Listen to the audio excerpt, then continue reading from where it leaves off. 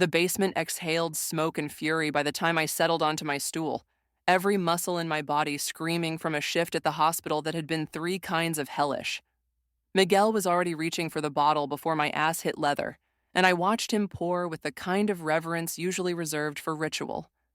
The bourbon caught the overhead lights, some limited edition Pappy Van Winkle that probably cost more than my car payment, amber and thick as old honey, with legs that crawled down the glass like they were in no fucking hurry to get anywhere. "Here, Mom," Miguel said, sliding it across the bar top with his characteristic gentleness that never quite matched the sharpness in his dark eyes. "You look like you've been through the meat grinder." "Backwards and twice," I muttered, letting the first sip burn its way down my throat. The bourbon tasted like caramel and oak and some distant memory of tobacco barns, complex and unapologetic. "Thanks, baby." The cult's She Sells Sanctuary poured from the speakers, Ian Asbury's voice cutting through the usual Friday night chaos with that desperate, reaching quality that always made me think of people clawing their way towards something better. Della was at the grill, the sizzle and snap of chorizo and peppers creating a counter rhythm to the bass line, and the smell of cumin and garlic was thick enough to chew. Kira sat 2 stools down, her fingers wrapped around a glass of red wine, watching me with that quiet assessment that always made me feel simultaneously seen and safe. Phoenix was curled up in the beanbag chair next to Ezra, their newly blue and green hair catching the light every time they moved, the ruby ring from River catching fire on their finger. "Your brother coming tonight?" Della called from the kitchen, and I watched Miguel's entire body go rigid. "Unfortunately," he said, and there was something in his voice that made the hair on my arms stand up. "Ricardo texted, said he wanted to check out the place.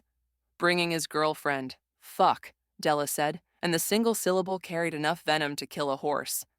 She appeared in the kitchen window, spatula in hand like a weapon.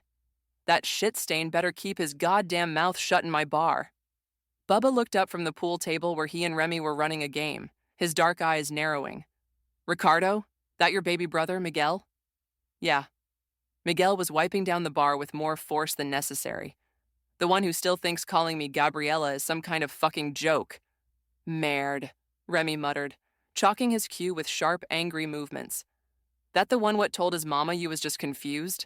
The one what said you was breaking her heart with your decision?" Miguel's jaw tightened, and I reached across the bar to squeeze his hand.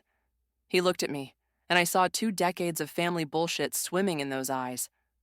The door opened then, and I felt the temperature in the room drop about 15 degrees. Ricardo walked in like he owned the fucking place, all swagger and cologne thick enough to gag on, wearing a tight black t-shirt that showed off gym muscles he'd probably spent more time building than developing any kind of personality. Behind him, moving like a ghost, was a woman who made my heart crack straight down the middle. She was beautiful in that fragile way that made me want to wrap her in blankets and tell her she deserved better. Mid-20s maybe, with long, dark hair and eyes that had learned to look at nothing in particular. She wore a sundress that covered everything, makeup applied with the precision of someone who'd learned to armor themselves with foundation and concealer. "Ricardo," Miguel said, his voice flat. "Jesus Christ, Gabby, what did you do? Paint the place like a fucking whorehouse?" Ricardo's laugh was too loud, too sharp. "Red walls? Really? What's next? Velvet ropes and disco balls." I felt Kira stiffen beside me. Della's spatula hit the counter with a clang that could have been a gunshot. "It's home," he said quietly, "and you'll respect that or you can leave." Yeah, whatever. This is Emma." Ricardo pulled the woman forward like she was a fucking show pony. "Say hi to my brother, babe." "Hello," Emma whispered, and I heard the South in her voice, that careful modulation that came from years of learning to make yourself smaller. "Nice place," Ricardo continued, looking around with barely concealed disgust. "Very welcoming. That what you call it? A safe space or some shit?" He made air quotes, and I wanted to break his fingers. Phoenix had gone very still. Sage, sitting at a corner table with their napkin art spread out like offerings, had stopped drawing entirely. Pink Floyd's The Trial came on, and the irony wasn't lost on me, Roger Waters' voice cataloging judgments and accusations, while Ricardo stood in our sanctuary acting like some kind of crusader for heteronormative bullshit. "Can I get you something to drink?" Miguel asked, his professional mask sliding into place with the ease of someone who'd learned to survive family dinners. Whiskey. Neat. And get Emma a... What do you want, babe? Some fruity shit? Water, Emma said. Just water, please. I watched Miguel pour, and I saw his hands shake just slightly. Della had abandoned the kitchen entirely and was leaning against the bar, arms crossed, looking at Ricardo like he was something she'd found on the bottom of her shoe. Ricardo took his whiskey and surveyed the room. So this is where all the freaks hang out, huh? No offense, he added quickly. That thing assholes always do when they're about to be offensive as fuck. Just calling it like I see it. Gabby always did like the weird ones. Miguel, Della said, her voice cutting like broken glass. His name is Miguel, you festering ass boil. Whoa, hey, no need to get hostile. I'm just supporting my sister. I mean, brother, whatever. He laughed again, that braying sound that made me want to introduce his face to the bar top. It's all so confusing, you know? All these labels. Tranny this, faggy that. Can't keep track anymore. Emma flinched. It was small, barely noticeable, but I saw it. So did Kira. So did Phoenix, whose hand had gone to their ruby ring like a talisman. Boy, Bubba said, setting down his pool cue with deliberate slowness. His voice carried the weight of 60-some years of not taking anybody's shit. You might want to reconsider your word choices. Ricardo turned, sizing up Bubba's considerable frame. I'm just saying what everyone thinks, man. All this gender stuff, it's just people who can't handle being normal. Right, babe? He grabbed Emma's shoulder and she smiled, but it didn't reach her eyes. Right, she whispered. See? Even Emma gets it. She's a real woman. Not like these. He gestured vaguely at the room. These people playing dress-up. The silence that followed was the kind that precedes violence. Remy had moved around the pool table, his Cajun temper simmering just below the surface. Della's hand was wrapped around her spatula like it was a battle axe. Phoenix was standing now, and I could see River's influence in the way they held themselves, like someone who'd learned to fight for their right to exist. But it was Emma who broke first. Stop, she said so quietly I almost missed it. What? Ricardo turned to her, confused. Stop, she repeated, louder now. Her hands were shaking and I watched her reach up to touch her throat, that instinctive gesture of someone checking their voice. Just stop. Babe, what? I'm trans. They should know, she said, and the words exploded into the room like grenades. I'm a trans woman, and you know it, and you've known it since we met, and you make me hide it like I'm something shameful while you stand here and call people like me, call people like us, slurs and freaks, and her voice cracked. I can't do this anymore. Ricardo's face went through about 15 colors, settling finally on a mottled purple that would have been funny if the situation weren't so fucked up. Emma, shut the fuck up. What are you? No, she said. She was crying now, mascara starting to run, but her voice was getting stronger. No, I won't shut up. Not anymore. You make me pretend I'm cis in front of your friends, your family, everyone. You tell me I'm beautiful, and then you call women like me trannies in the same fucking breath. You fuck me and then act like you're doing me some kind of favor by keeping my secret. Like I'm your dirty little mistake. I protect you, Ricardo snarled. I keep people from knowing. You don't protect me, you suffocate me, Emma shot back. You made me your doll. Your perfect passing girlfriend that you could parade around while feeling like some kind of enlightened hero for fucking a tranny? Isn't that what you told your friend Marcus? That you were cool enough to date one? The Indigo Girls' Power of Two started playing, and Amy Ray's voice felt like reinforcement arriving just in time. You need to leave, I said, standing up. Now. Ricardo spun on me. Who the fuck are you? I'm the person telling you to get the fuck out before this gets ugly. She's Mom, Miguel said quietly. And when Mom tells you to leave, you leave. Mom? Ricardo laughed, but it sounded desperate now. What kind of fucked up? And you want to talk about real men? Emma's voice cut through the room like a blade, and suddenly she was standing straighter, something feral and magnificent blazing in her eyes. You want to stand here spouting your toxic masculine bullshit about sissies and fags? Let's talk about how many times you begged me to fuck you, how many times you got on your knees and spread your legs and took my dick like you were starving for it. The entire bar went dead silent. Even the music seemed to pause, though I knew that was impossible. Ricardo's face drained of all color. Emma, don't say anything. Let's talk about how you moaned my name while I was inside you, she continued, her voice steady now, surgical in its precision. How you called me baby and goddess, and begged me not to stop. How you loved it. How you came harder with me than you ever did when you tried to top.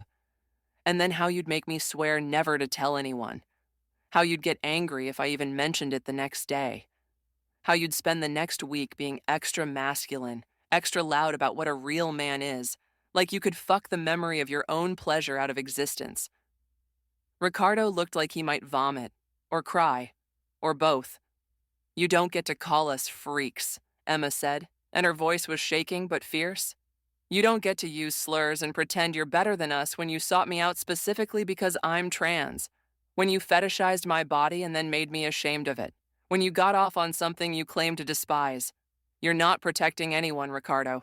You're just a fucking coward who can't handle his own desires, so you make everyone else carry your shame. Boy, Bubba said into the silence, and there was a savage satisfaction in his voice. You might want to reconsider standing there much longer. Remy, come on, bro. Help me out. Bubba and Remy moved then, like a two-man wall of absolutely not fucking around. Bubba cracked his knuckles, all 300 pounds of South Georgia gravity settling into fighting stance. Time to go, boy, Bubba said. You disrespected this bar, you disrespected your brother, and you disrespected your girlfriend. That's 3 strikes in my book. Why, Remy added, his half-French accent thickening the way it always did when he was pissed. And we don't give no 4th strike here, Cher. You get your ass out before I help you find the door with your teeth. Ricardo looked around the room, seeing maybe for the first time that he was outnumbered by people who'd spent their whole lives fighting men exactly like him. He grabbed for Emma's arm. Let's go. She jerked away. Don't touch me. Emma, my name is Emma Louise Crawford, she said, and I heard the steel in her voice now, the kind that comes from finally deciding you're done being someone's secret. I'm a trans woman. I've been on hormones for years, and I'm done pretending any of that is something to hide. She pulled out her phone with shaking hands, opening the Uber app. You're making a mistake, Ricardo said, but his voice had lost all its edge. He sounded hollow now, defeated. Where are you going to go? Who's going to want you once they know? Out, Della said, coming around the bar with her spatula still in hand. Get your transphobic, self-hating, closet case ass out of my bar before I make chorizo out of your balls. Though seems like Emma already did most of the work there. Bubba and Remy didn't give him a choice. They each took an arm and frog-marched Ricardo toward the door, his protests fading into the alley outside. The door slammed shut, and the room seemed to breathe again. Emma stood there, still holding her phone, tears streaming down her face. I have nowhere. You have here, I said, moving to her. Right now. Tonight, you have here. Kira appeared with tissues. Phoenix wrapped their arms around Emma from behind, understanding in that wordless way that came from shared experience. Sage pushed a napkin toward her, this one covered in intricate flowers that looked like they were blooming. Sit, Miguel said gently, pulling out a stool. Let me make you something real. Emma sat, and the rest of us formed a circle around her, not trapping but holding space. Miguel made Emma something I didn't recognize, layers of color in a tall glass, sweet and strong and beautiful. This is a sanctuary special, he said, named after the bar, named after what we all need sometimes. Emma took it with shaking hands, sipped, and started crying again, but different now, the kind of crying that comes from release rather than pain. He was my first relationship, she whispered, after I transitioned. I thought if someone wanted me despite knowing, that was enough, that I should be grateful. Fuck grateful, Della said, sitting down next to her. You don't owe anybody gratitude for treating you like a human being. That's the baseline, honey. The bare minimum. I don't know how to do this, Emma said. Be out. Be visible. I've been stealth for so long, 1 day at a time, Phoenix said softly. Some days 1 hour at a time. But you do it here, with us, where people see you for exactly who you are and think you're fucking magnificent for it. Bubba and Remy returned, Bubba rubbing his knuckles with satisfaction. Boy won't be back, he announced, made sure he understood the consequences of showing his face here again. Told him next time we won't be so polite, Remy added with a grin that was all teeth. My mama taught me manners, but she also taught me when to forget 'em. And she taught me that a man who can't own what he wants ain't no kind of man at all. Emma's Uber notification chimed. She looked at her phone, then at all of us. I don't even know where I'm going. You got people? Bubba asked. Family who know? Friends? She shook her head. Then you come to mine, I said simply. Got a spare room, not great, but it's safe. Give you time to figure things out. Phoenix had it for a time. They can tell you. Phoenix nodded. Smiling, Emma stared at her. You don't even know me. I know enough, I said. I know what it's like to choose yourself even when it's terrifying. I know what it's like to need a place to land.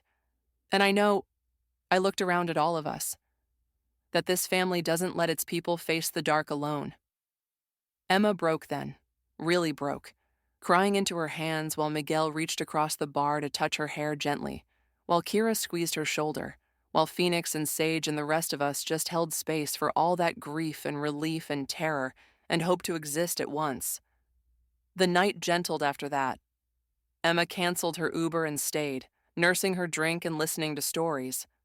Sage told her about learning that romantic love wasn't the only kind that mattered. Phoenix talked about the night they showed up here beaten and broken, how this place had taught them that surviving wasn't the same as living. Bubba shared stories about South Georgia in the 70s, about being black and gay and learning which battles to fight and which to survive. By the time the music cycled through to Heart's Barracuda, Ann Wilson's voice all teeth and power, Emma was laughing at one of Remy's stories about his mother teaching him to make gumbo, while simultaneously teaching him that being himself was the only recipe worth following. Miguel poured me another bourbon, this one smaller, and I sipped it slowly while watching Emma transform. Not into someone different, but into someone more fully herself. The armor coming off piece by piece, the careful posture relaxing, the voice finding its natural register, the constant vigilance in her eyes beginning to ease. You good? I asked Miguel quietly. He nodded. Ricardo and I, we've been done for a long time, but it still hurts, you know? That he can't just see me. His loss, I said. Completely and entirely his loss. Yeah, Miguel said, but I heard the grief underneath. Kira appeared at my elbow, her hand finding the small of my back in that way she had of anchoring me without fanfare. We didn't need words. We never really did. She understood what tonight had cost, what it had given, the violence and the beauty all tangled up together. The sanctuary didn't promise easy. It didn't promise painless. But it promised true. It promised that we'd show up for each other when the world tried to grind us down. It promised that coming out, whether from a closet made of self-protection or one built by someone else's shame, was worth it, even when it was terrifying. Emma left with Kira and I, carrying a bag of leftovers and a phone full of new numbers. Sometimes the glass closet shatters. Sometimes someone finds the strength to break it themselves. And sometimes, if they're very lucky, they find a basement bar painted sunset crimson where people will help them sweep up the pieces and build something new from the wreckage. The oppressed should not aspire to be like the oppressor. They should aspire to break the system that created the oppression. Paulo Freire tonight. We witnessed the particular violence of internalized transphobia, how Ricardo dated trans women while despising transness, how he tried to keep Emma locked in a glass closet where she could be consumed but never truly seen. Freire's words remind us that liberation isn't about Emma learning to hide better or Ricardo learning to be a more benevolent gatekeeper. It's about dismantling the entire structure that tells trans women their existence is something to be kept secret, that passing is currency, that authenticity is a luxury rather than a right. Emma didn't escape oppression by becoming like her oppressor. She shattered the system he'd built around her by refusing to collaborate in her own erasure. She exposed his hypocrisy not as revenge, but as liberation, refusing to carry his shame about his own desires any longer. And in this basement sanctuary, we held space for that shattering, not as observers, but as accomplices in the holy work of helping someone choose their own truth over someone else's comfort.